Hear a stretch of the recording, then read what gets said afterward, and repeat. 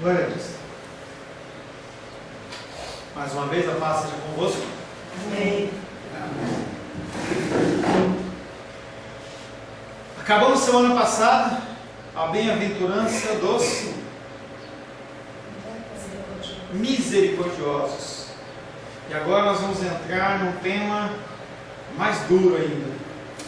Bem-aventurados os limpos de coração. Aí você olha para baixo assim, fala assim: pastor, eu tenho que sair mais cedo. Vai ser daqui a pouco. Sexta das bem-aventuranças. Temos chegado a uma declaração que com certeza é uma das maiores declarações que podem ser encontradas em toda a Bíblia. Qualquer indivíduo que ao menos perceba o entendimento, entenda o que eu estou lendo, ela olha e fala assim: não é comigo. Não é para mim essa. É para a Lourdinha que não pode vir hoje, então era para ela. Bem-aventurados os limpos de coração, porque verão a Deus. Só poderá se aproximar de Deus pessoas com profundo senso de inadequação pessoal. São contradições. Para você fazer um concurso e você ser aprovado, você tem que passar por uma nota de corte, você tem uma nota boa. Para você passar na OAB, o Sebastião estava se esforçando lá, tem que ter uma quantidade de pontuação para passar. Se não passar, não passa. Para você estar no hospital, que meu irmão Cláudio estava, e ele poder sair do hospital, ele tinha que atingir níveis de pressão, de sangue, sei lá, os indicadores, tais quais estejam dentro de um padrão de normalidade. Mas quando nós falamos das coisas do Senhor, é o contrário. É só quando você observa que você realmente é muito ruim, e que você está realmente muito ruim, que você tem direito a entrar na presença do Senhor. Que é mais ou menos a história do que eu voltei lá no pedido. Quando a pessoa ela acha: eu não vou pedir nada para Deus, a pessoa está achando que ela se garante, ela se resolve. Eu não vou voltar ao discurso do dízimo em relação a essas coisas, mas é exatamente isso. Quando você está numa situação que você se olha e essas bem-aventuranças ela vem realmente moendo você que nem caldo de cana, passa 1, 2, 3, 4, e essa sexta vez que a cana é dobrada e colocada no moedor, e você olha e fala assim: realmente eu preciso de Deus. Enquanto você achar que dá para você ir tocando, dá para você resolver, não. Você tem que reconhecer que você realmente é muito ruim. Eu sou muito ruim. Quando você olha a condição dos apóstolos escolhidos, é uma situação tão interessante. Aqui a gente faz uma leitura muito corrida. Começa a analisar cada apóstolo daquele, cada homem que foi escolhido por Jesus Cristo. Não vamos analisar todos, mas vai de cabeça, nem tinha preparado isso. Mas você vê Pedro. Pedro, um homem soberbo, líder das pessoas, mas soberbo, mandão, truculento, bronco, mas era uma pessoa que foi o primeiro a reconhecer a messianidade de Cristo. Ele é aquele que, quando Jesus Cristo falava assim: vem andar nas águas, ele andava. Ele é aquele que no final lá, depois de ter legado Jesus Cristo chorado amargamente, lá naquela praia, depois de tentar pescar a noite inteira de novo, quando é reconhecido Jesus Cristo, ele é o primeiro que pula na água. Mas uma pedra bruta, não é por menos que chamava de Pedro, de pedra. Você olha a figura de Mateus, aquele homem que ele se vendeu para o Império Romano para ter uma vida boa. Era aquele homem que ia na casa das pessoas ou ficava numa posição de receber os impostos, em que as pessoas estavam lá passando as suas dificuldades. Não importa, você tem que dar o seu imposto. E ele vai e pega esse homem. Temos falado nos cultos domingo à noite sobre a figura de Felipe. Natanael. Natanael, que é um homem que foi escolhido logo no começo também os primeiros que é escolhido, e que aquele homem ele não acredita em Jesus Cristo como Messias. Ele tem um coração endurecido e ele entende que Jesus ele tinha que ser um Messias dentro do entendimento judeu, bélico, que quebra, que vai. O chamado dele fala assim: Jesus, Messias, você acha que pode vir alguma coisa boa de Nazaré?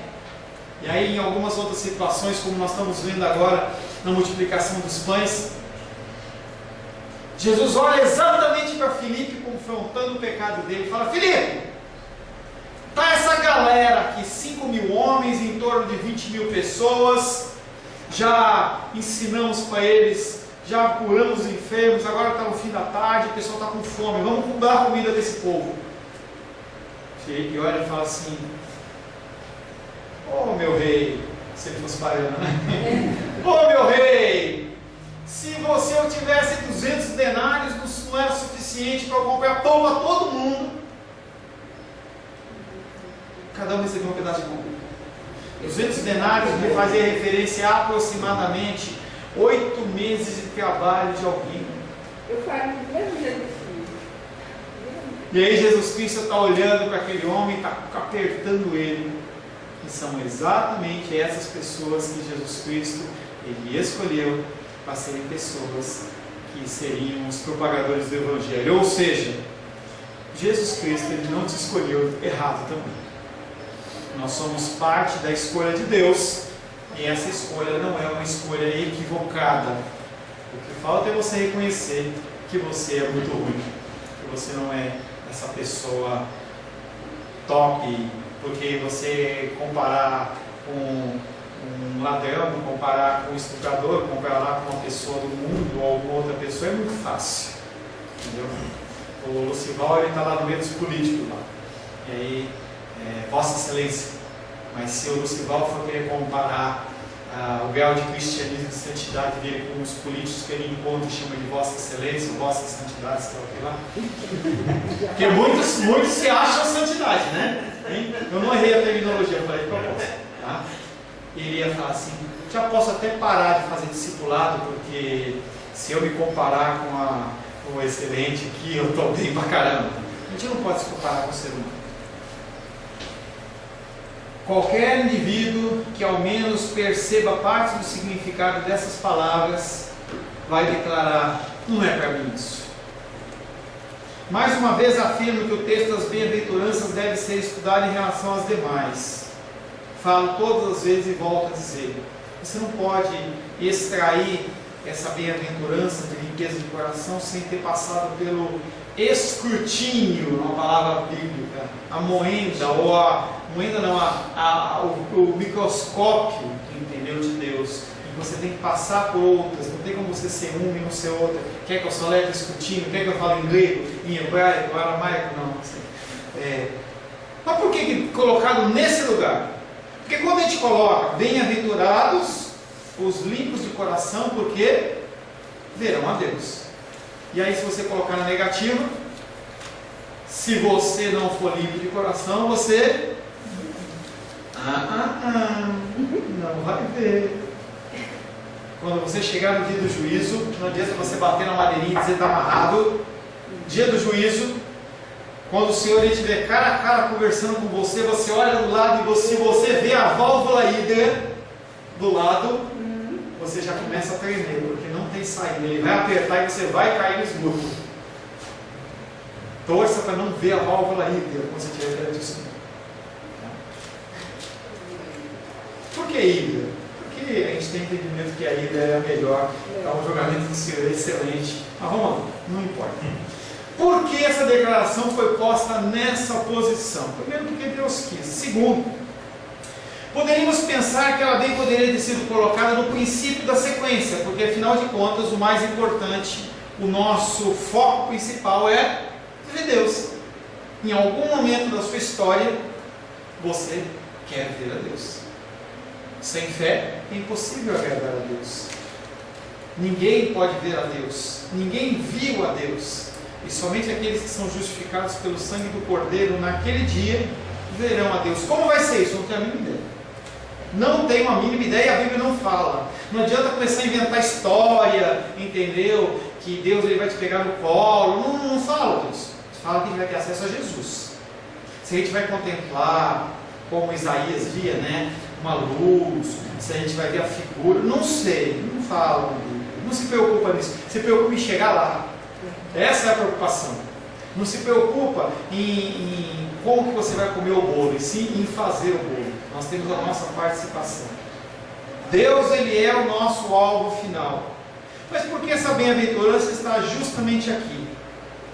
Considere o 6º versículo como aquele que provê explicação para esse fato. O 6º versículo ocupa exatamente a posição intermediária. As 3 primeiras bem-aventuranças conduzem a ela, e então se seguem as demais. Ora, as 3 primeiras bem-aventuranças falavam da nossa necessidade espiritual. As 3 primeiras que nós tratamos: humildade de espírito, choro e mansidão. São... Aqui como o senhor falando, né? Eu imagino mais ou menos uma forma preventiva de como glorificar, como viver isso, né? Sobre você, acho que a gente tem que se preocupar como chegar lá, né? A gente pode dar uma olhada de uma forma bem preventiva, talvez essa forma de um processo, né? Porque acho que o objetivo principal é o quê? Glorificar o Senhor. Na verdade, e esse processo de chegar até Cristo é apenas um processo, um caminhar, né? E sim, de uma forma de salvação, né? Até porque a gente também não sabe esse processo, não por isso a gente não está caminhando.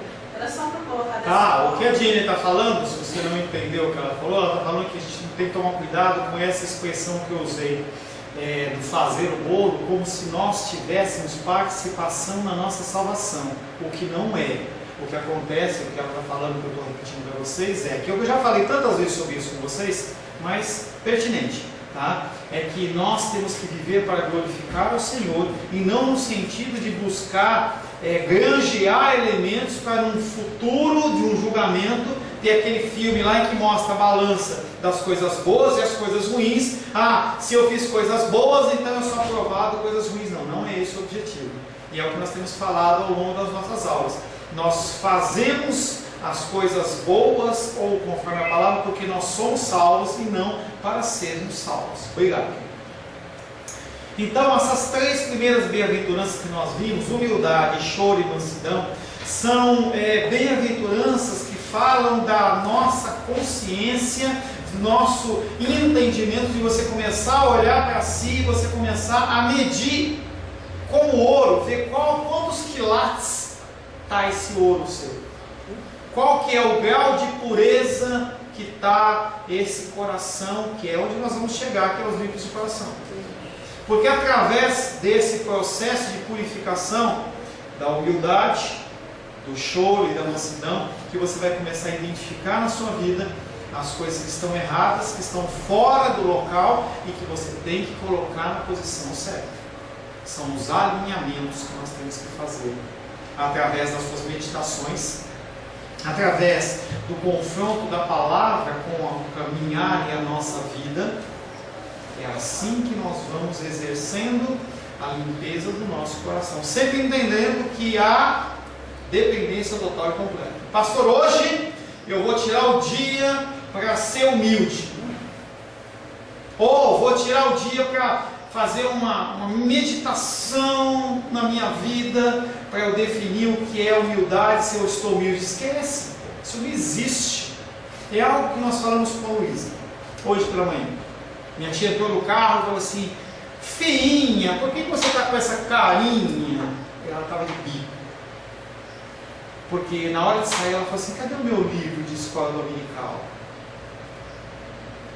Eu falei: não sei. Que horas que ela foi procurar? 2 minutos antes de sair. Aí entrou no carro sem o livro. A Rosângela falou assim: me dá o seu celular até você achar o seu livro. Não deu 10 segundos, ela achou, estava no banco do carro. Como que estava no banco do carro? Desde o domingo passado. Ou seja, ela não fez a exposição, o devocional dela diário. E eu falei para a Rosângela, aí a Rosângela me dá o celular de novo. Eu falei: não adianta. você simplesmente tirar o celular, porque ela vai sentar e faz em 5 minutos ela faz completa todo o devocional, você é obrigado a devolver. O objetivo do devocional não é você cumprir um checklist. O objetivo de um devocional é você estabelecer um relacionamento com Deus. Essa semana, por exemplo, uma série de dificuldades eu não encontrei o Lucival e a Edilene. Faz falta. Isso é relacionamento. Quando você não encontra a pessoa por muito tempo, você vai se afastando. Conversava ontem com um pastor exatamente em relação a isso, em que ele falava de uma dificuldade que ele tem, que a igreja dele começou a crescer muito, e ele sempre falou nas pregações dele: eu não acredito em pastores que têm igreja acima de 150 membros. É difícil de você pastorear tanta gente assim, sozinho. Pastorear de verdade. E aí nós estamos com um grupo de 25 pessoas, em que, domingo passado, aproximadamente esse horário, a irmã dos reis, ela ficou com uma dúvida num versículo, e eu fiquei de retornar para ela, e eu retornei quanto para vocês terem resposta? Você entende que o pastorear é você andar junto, é você ter contato, é poder ligar, é poder estar junto, talvez comer junto, talvez sair junto, receber uma visita. Então, e esse pastor, ele falava para mim que ele estava com uma grande dificuldade, porque ele deu um boom, e na grande certeza que tem é que quando se aumenta uma igreja em número de membros, aumenta-se os problemas, porque são seres humanos, e as pessoas, elas precisam ser cuidadas, elas precisam ser pastoreadas, elas precisam ser medidas no seu cristianismo, não uma medição no sentido de ser uma medição, entendeu? Você tem que crescer, não, para a pessoa poder ser assessorada e cuidada, como nós fazemos com os nossos filhos, em que você vai cuidando. Por que a pessoa não tem 50 filhos? Ou como é que era o crescimento de uma criança, dentro de uma maneira geral, uma família que tinha 12, 15? As crianças, elas tinham uma liberdade tão grande que ficavam brincando e tal, mas o tempo que os pais tinham, porque não tinha televisão, não tinha internet, não tinha uma série de coisas, era um tempo tão de qualidade que eles eram ensinados. E hoje a gente não consegue ter esse tempo porque as coisas nos tomam tempo. Televisão, internet, WhatsApp, Facebook, toda sorte de coisas consomem o nosso tempo. E a falta da nossa dedicação dentro do devocional diário exatamente mostra quão pouco tempo Deus tem dentro da nossa vida. As 3 primeiras bem-aventuranças falam da nossa necessidade espiritual: humildade, choro lamentoso. Por que você chora? Porque está doendo? Não, é porque você pecou e você está reconhecendo. É como você está na presença de uma pessoa envergonhado.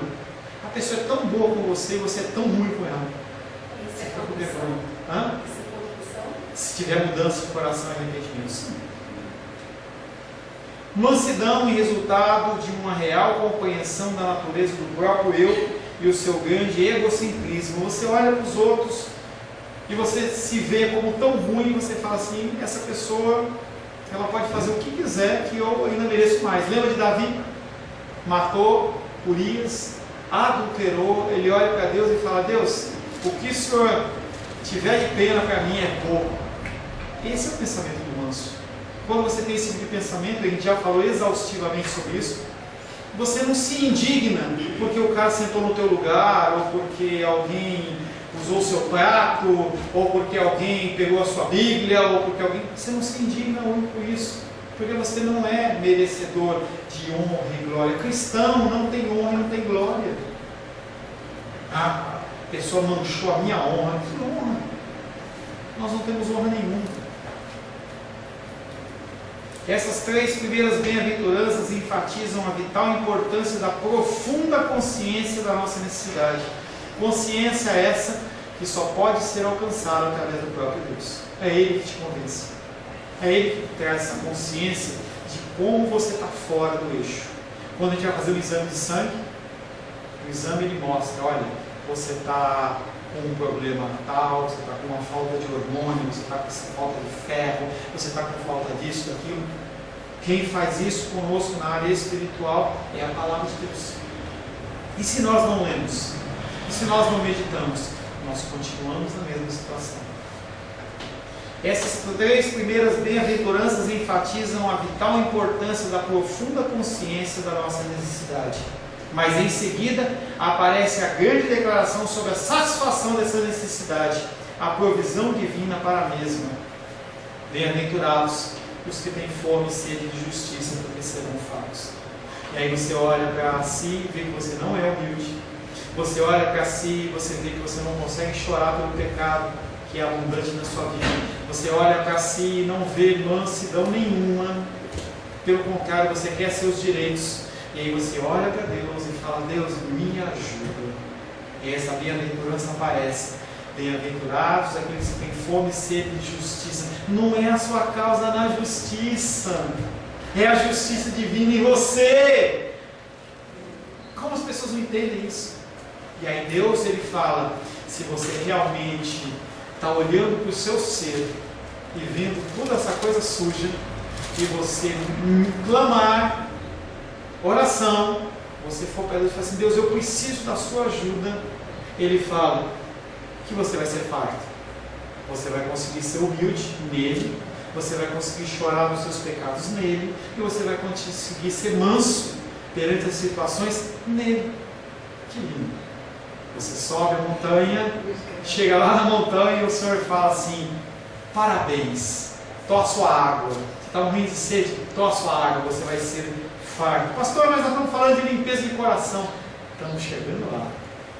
Estamos chegando. Tendo percebido a grande necessidade, então sentimos fome e sede. Após isso, Deus se aproxima com a sua admirável resposta, mediante a qual ficamos satisfeitos, fartos, plenamente satisfeitos. Desse ponto em diante, podemos passar a considerar os resultados dessa satisfação. O resultado de ficarmos satisfeitos. Nos tornamos então misericordiosos. Olha a descida do monte. Misericordiosos, limpos de coração, pacificadores, que vai ser uma mais para frente. E aí sabe o que vai acontecer quando você for uma pessoa humilde, que chora em relação aos seus pecados, que você conseguir ser mansa, que você for farta de tudo isso, farta de satisfeito, quando você começar a agir de misericórdia com as pessoas, quando você começar a agir de misericórdia com as pessoas, quando o teu coração for limpo, quando você for uma pessoa pacificadora, pastor, agora eu estou no céu. Não, você vai começar a ser perseguido. As pessoas vão olhar para você e vão te perseguir, igualzinho perseguiram Jesus. Pastor, você está me ensinando a entrar num caminho em que eu vou tomar pedrada? Exatamente. Porque Jesus Cristo, Ele olha para mim e para você e fala: aquele que quer me seguir, tome a sua cruz e me siga. Sofrimento. A palavra de Deus, ela chama você para sofrer. Mas eu sofri tanto para chegar aqui. Pois é.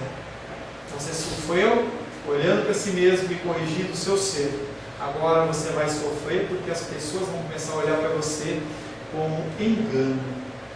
Para uns, você vai ser luz e você vai atrair pessoas a você. Para outros, as pessoas elas vão olhar para você e vão ficar incomodadas. E como Jesus Cristo, que eles não amaram a luz, porque eles eram trevas, e a luz ela trazia à tona e à baila aquelas obras más que eles executavam, a sua presença vai constranger as pessoas, e as pessoas elas vão te colocar de lado. Por que a perseguição? Por que o Brasil não tem perseguição?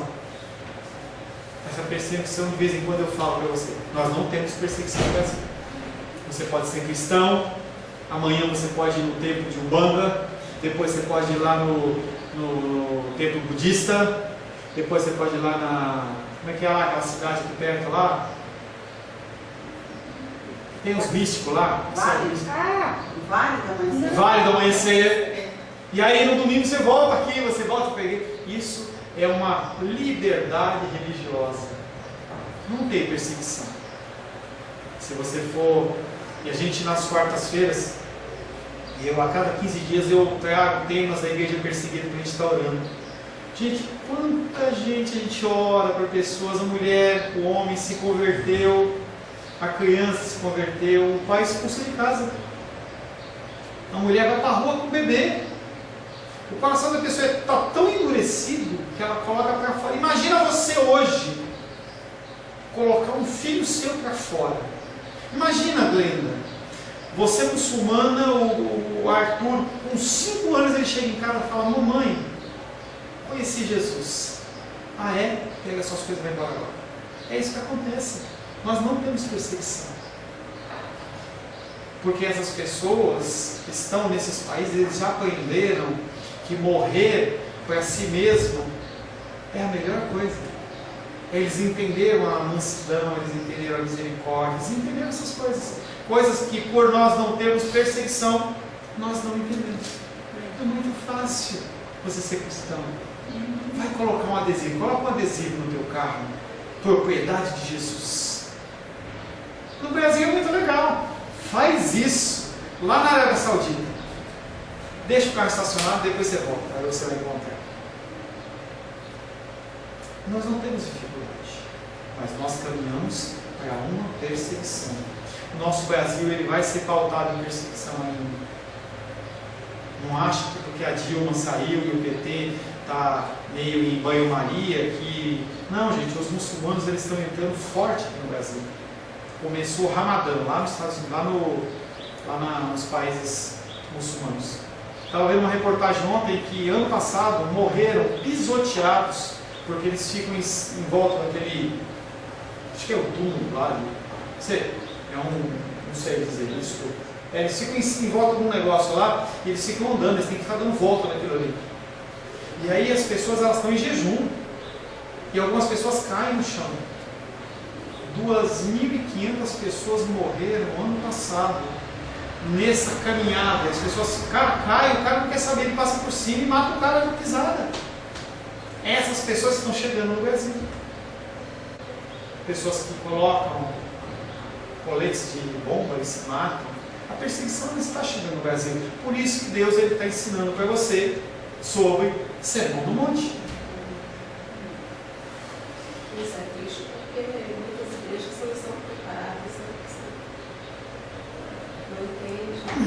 A maioria, ó, vou falar uma coisa para você que você vai ficar chocado e extremamente triste.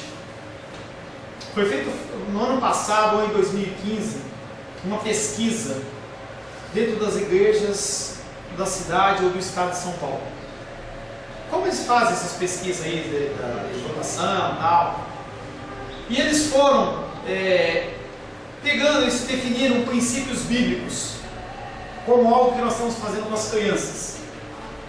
Em que as crianças elas têm que observar quantas vezes eu falo Jesus, ou quantas vezes eu falo de Deus, pecado e tal. São elementos de uma pregação cristã. Foram definidos, sentaram pessoas, teólogos, estudiosos da palavra, e definiram coisas que são importantes dentro de uma pregação. Fala de Jesus, fala de salvação, fala de pecado, fala de salvação, fala de arrependimento. E fizeram um tipo de um formulário lá, e eles foram nas igrejas.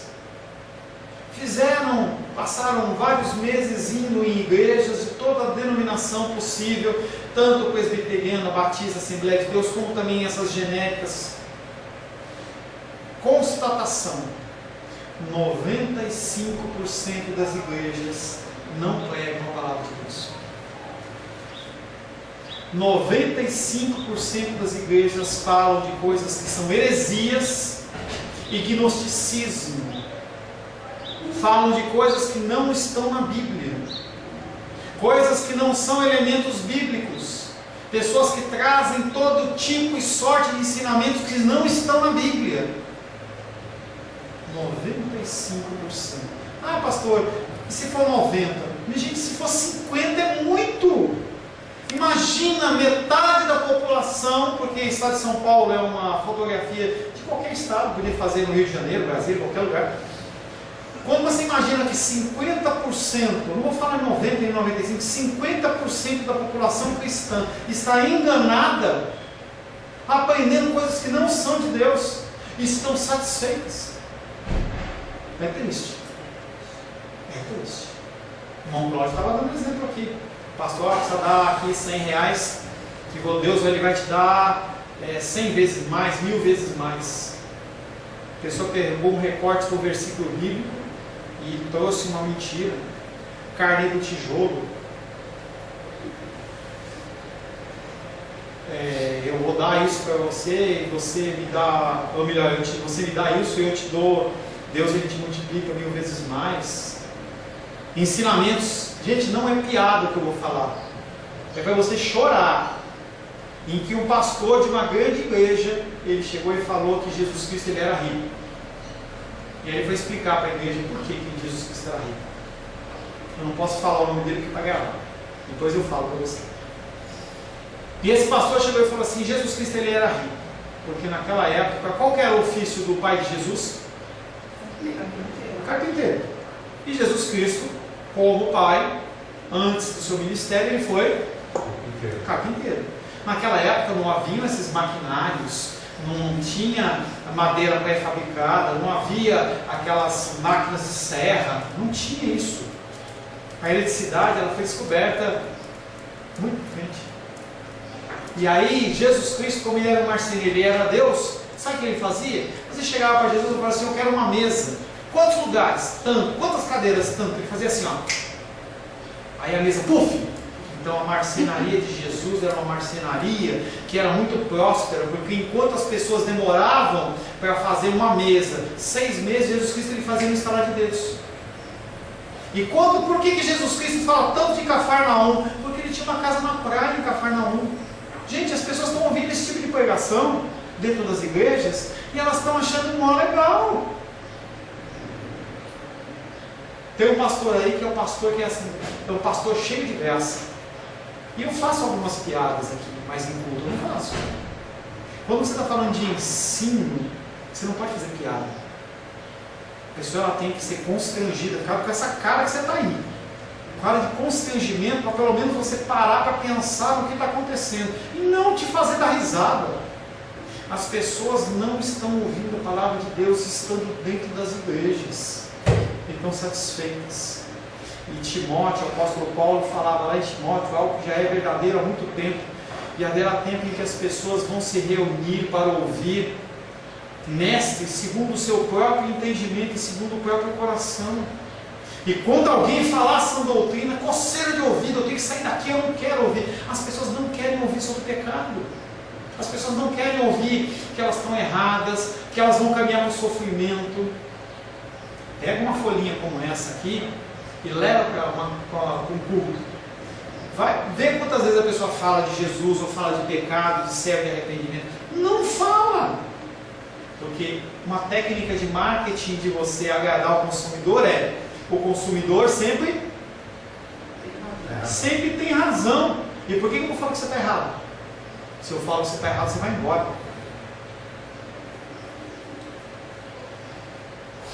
Tendo percebido a grande necessidade, então sentimos fome e sede. E após isso, Deus aproxima-se com a sua admirável resposta, mediante a qual ficamos satisfeitos, plenamente satisfeitos. Desse ponto em diante, passamos a considerar os resultados dessa satisfação, o resultado de termos ficado satisfeitos. Nos tornamos misericordiosos, limpos de coração e pacificadores. Músicas do tipo: o melhor de Deus ele está por vir. Você acha que o melhor de Deus ele está por vir? O que é o melhor de Deus? Se não é Jesus Cristo. Mas as pessoas elas estão pensando no sentido natural. E finalmente aparece o resultado de tudo isso, ou seja, perseguidos por causa da justiça. Nós estamos caminhando, você está numa igreja que está caminhando para te ensinar a, no final das contas, você ser perseguido. Pastor, eu não quero isso na minha vida. Tem 95% de outras igrejas por aí que você pode ouvir, onde você é abençoado, você é lindo, você é maravilhoso, você é fofinho, você é ovelhinha de Jesus, está tudo certo, está tudo certo, tudo certo. Você não vai ouvir isso de mim, porque não está tudo certo. Porque quando eu olho no espelho, eu não vejo em mim humildade, Eu não vejo em mim choro, não vejo mansidão, misericórdia, eu não vejo nada disso em mim. Então, as pessoas para a qual eu falo é um reflexo do que eu sou. Então eu vou continuar falando sobre pecado, sobre arrependimento, porque a sua condição é igualzinha à minha. Você precisa mudar. Você precisa mudar. Senhor, em nome de Jesus, nos deparamos, Pai, com uma triste constatação. Nós não estamos caminhando para algo bom, mas nós estamos caminhando para a perseguição. E o pior de tudo é que nós não somos preparados para isso. Nós não somos humildes, nós não somos mansos, nós não choramos, não somos misericordiosos e, além de tudo, nos dizemos cristãos. Nós só podemos contar mais uma vez com a Tua misericórdia, Pai. Pedimos que o Senhor nos revele, nos ilumine, nos dê graça, para que nós possamos nos alinhar e nos amoldar à Tua palavra. E que no dia do Senhor nós não sejamos encontrados em falta, mas dentro da Tua vontade, dentro dos Teus caminhos. Tem misericórdia de nós, Pai, em nome de Jesus. Amém.